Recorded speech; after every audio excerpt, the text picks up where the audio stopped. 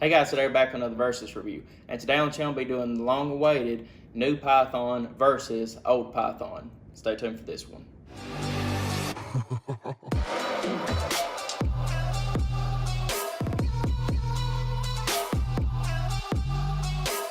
Alright guys, we're back. Once again today we're going to be doing the versus video between the new 2020 Colt Python and the old Colt Python.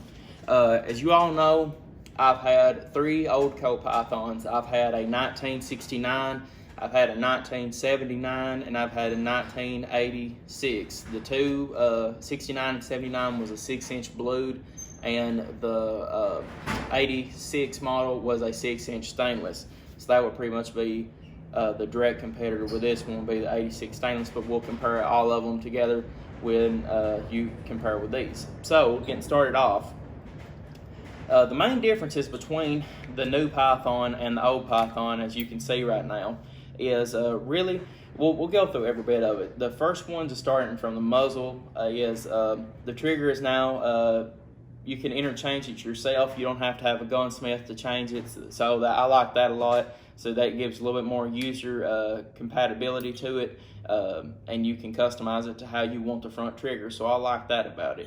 So with that, I'll give the winner to the new Python, just because it's so easy to change the front side, and you can want what you want on it, and not have to get a gunsmith.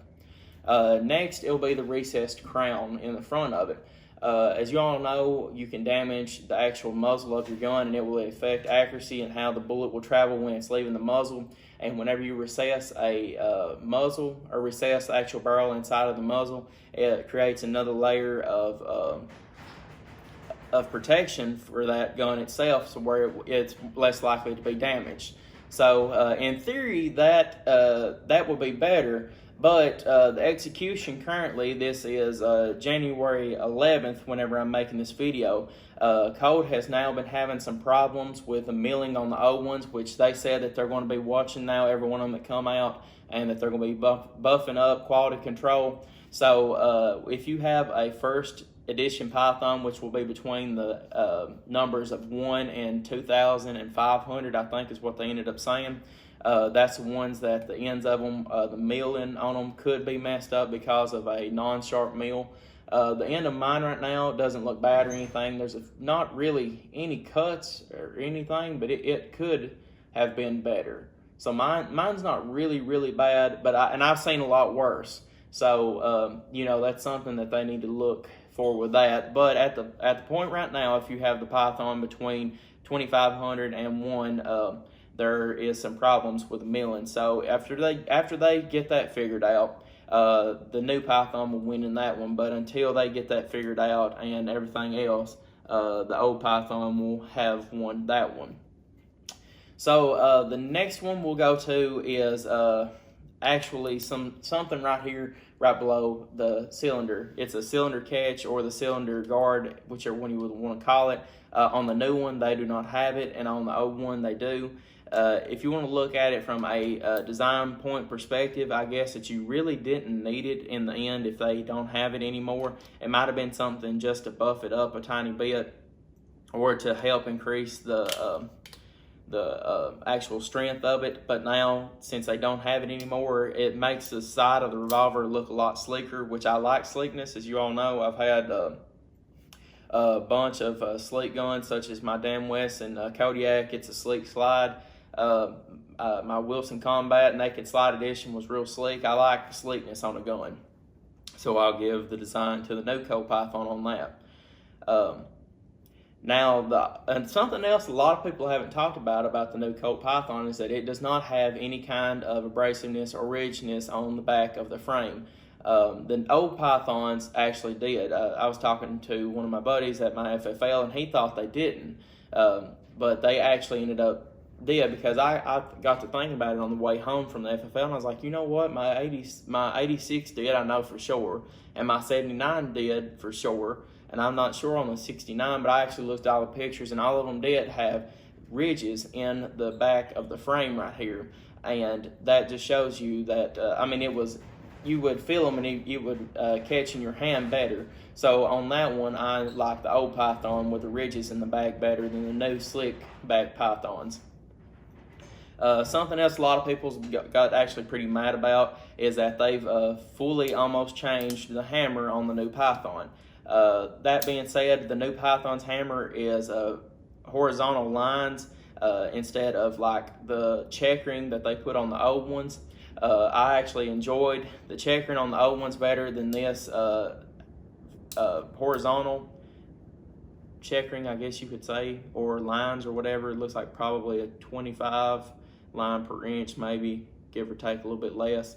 But that's what it seems to be, and I actually enjoyed the checkering on the old Pythons better, so I will give the checkering on it to the old Python. But now something else has changed too. The hammer on these new ones are not as pronounced and is not as big as the old ones, so it's actually harder to reach and grab it than the old ones was. Whenever the old ones, you could literally have that, pull it down. I mean, you can easily on this one too, don't get me wrong, but now it was easier to grab it with the old ones, so I'll actually also give the old hammer design to the old Python. As you all know, the old Pythons, they always said that they had a problem with timing. That being said, you said, or there's been multiple people say that about around 5,000 to 6,000 rounds, a full hefty 357 Magnum load, and it would be going out of timing, and you'd have to send it out to a gunsmith to actually get the gun back in time. I've never seen that done myself. Every single Python I had was perfect time and everything was fine with it.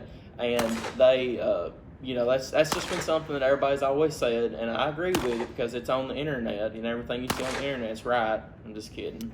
But if it's that pronounced, at least some people has had problems with that. And I will say that this new Python is built more heftier than the old Pythons. There's supposed to be 30% more metal on these Pythons than the old ones.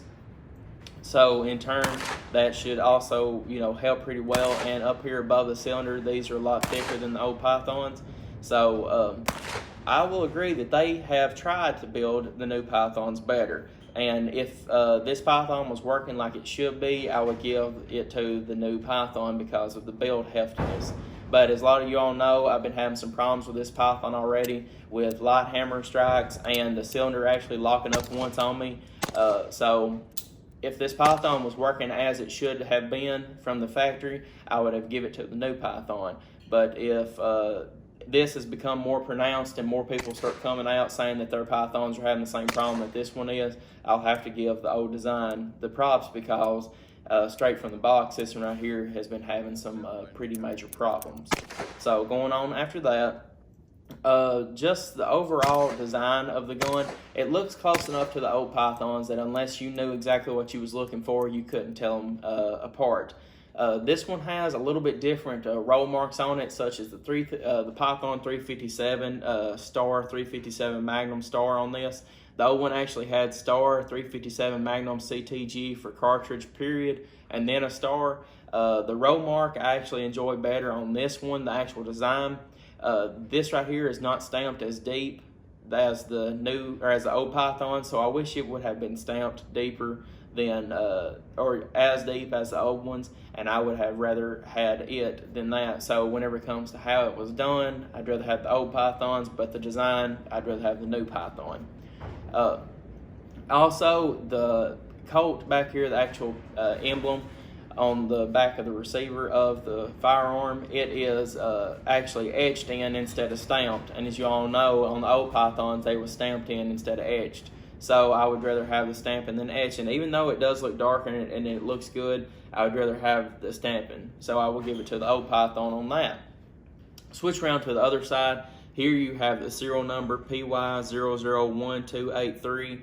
I would rather have had the serial number on the inside of the cylinder latch than, or not cylinder latch, but the actual cylinder, I guess that would be latch, my bad, than on the side of the gun, because like I said earlier, I like sleekness, I like how sleek guns look, so I will give the design to the old Python over the new one. Also here they have a barcode like on the new Cobras and new King Cobras. I don't know why they done that for. I kind of think it takes away from the design. You could possibly sand that down enough to remove it. I'm feeling it right now and it doesn't feel that deep. I would never want to do that to a gun, but I'm saying that if it bothered you so much, you possibly could, but would you want to do it? Probably not. So I would give that design to the old pythons. And the roll mark on the right hand side of the barrel, the only difference much on it is that, just a few differences you can see. But the new Python, I actually like how it's got the Colt emblem, or not emblem, but their actual name and everything, how it's made. So I'll give the new roll mark, the design, the better, but I would rather wish that it was still stamped as well as the old ones was. So design, new one, stampedness, old one. Let's go on to the actual grips. The grips on this gun are made by Altamont. I love Altamont as a company. I think they make some of the best looking grips on the market right now, and I will actually be getting some grips from Altamont very soon to review for you all for my Smith & Wesson 629 and some other firearms I have, so be ready for that one. But I like the grips, don't get me wrong, they look good, but I enjoyed the raised texturing on the old Python, such as the Gen 1, Gen 2, and probably the best looking one of all of them was Gen 3. So I wish they would have kept on going with that, made a new design. This one kind of reminds you of the Gen 2 Pythons with a smiliness in it, but with a lowered grip. It feels good, don't get me wrong, and it kind of does feel better than the old Pythons grips, but I just loved that way that they looked. They was unique. You don't really see that much. So I wish they would have kept that design type with these new Pythons, but they feel good. So I'll give the design to the old Pythons, but the feel to the new ones. Let's see here. And something else too, you can still put the old grips on these if you'd like to. So that's really not too bad. So if you want to switch these out, put old ones on, even though it's going to cost you anywhere from $300 to $400 for Gen 3 grips, it's going to cost you an arm and leg for them, don't get me wrong. But you can still do it if you'd like to. So whatever. Now getting to probably what everybody has watched this video for. Double action on this gun. We will go to it now. It is a good, smooth double action trigger. As you all know, with the old Pythons, it was a stack and V type of trigger system. So as you went, the trigger would actually get heavier, and towards the end, it would finally snap after it got very heavy. These guns right here are one consistent trigger pull all the way through. Feels very good, very smooth. I like that. But the only thing about it is that I can't tell you 100% for sure if what I'm feeling is what you all are feeling. Since this gun is having some problems with light primer strikes, it could be, this trigger right here could be smoother or lighter, my bad, than what you all are actually feeling. So I can't really tell you all for certain without having this gun worked on to where it's 100% working and perfect. But from what I can tell, I like the double action on these better than the old double action. Single action is another story. The single action on the old Pythons was absolutely killer. The single action on these still feel good after I shot it a lot yesterday. It feels a lot better, but I have felt better single actions on Smith & Wessons and on my old I remember my old 1969 Colt had probably the best single action I'd ever felt on a revolver. And it is better than this one. So I will give the double action on these to the new Pythons, but single action to the old one. But also, as a disclaimer, keep in mind that there's something wrong with this Python right now. So what I am feeling might not be what you're feeling, but it's probably very close to it. So I will give single action to the old Pythons, double action to the new Pythons. That being said, I'm trying to figure out if there's anything else at all that we can cover, because I'm about for certain we've covered almost everything with the differences between the new Pythons and the old Pythons. Don't get me wrong, they're close enough to where, oh yeah, okay, I've actually thought about one more. The actual trigger. The trigger design in these are new. It's not like the big swooping circle. I actually like the feel of this trigger better than the old one. So I will give the trigger to this one than the old Python. And also, it's slimmer, and I actually like that a lot better. It feels slimmer in my hand compared to the one I felt at the gun store yesterday. I made sure that I was as up to date on what I had and what I used to have than everything else. But trigger on these do feel better than the old ones. But like I said, guys, there's not enough difference between these and the old ones to make a really big deal about. I hope that what's going on with my Python is not going on with everybody else's. But if it is, Colt has really,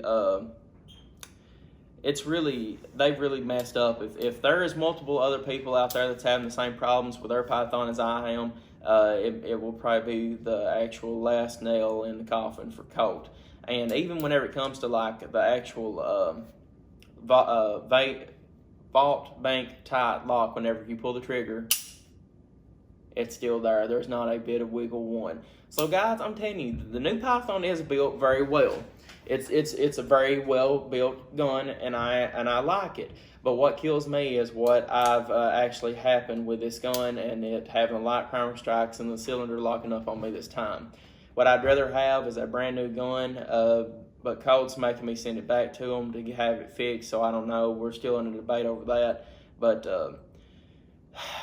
it is what it is. But guys, the new Python for $1,500 versus what some of the Pythons are going for now, which will be between $2,500 and $3,000 or $2,000, depending on where you find one or how much you want to pay for one.